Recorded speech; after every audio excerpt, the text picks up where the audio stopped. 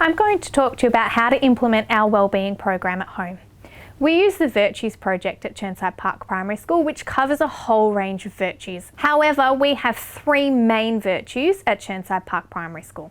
These virtues are respect, excellence and empathy. This is a common language that we use in the classroom, and it would be great if you could use this as common language at home.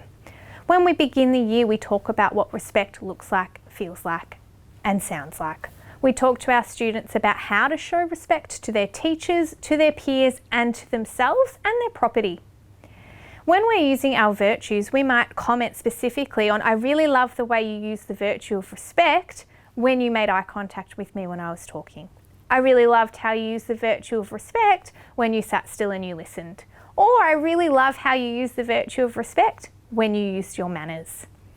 We also talk a lot about using the virtue of excellence when you are even waiting in the line to come up. Excellence and respect can mould into each other, but excellence is not just about what they do in the classroom. We're looking to have whole-rounded children at our school.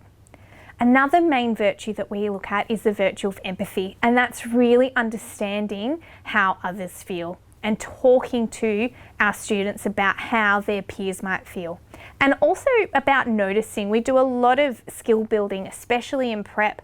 How do you play with others? How do you notice when someone else doesn't have someone to play with? Following on to how do you notice when someone is sad or someone needs to be cared for, and looking out for others than just yourself. It's really about being able to put yourself in other people's shoes and looking at things from their perspective. And then bringing back that language of, I really liked how you used your virtue of empathy. I could see when you were out in the yard how you used your virtue of empathy.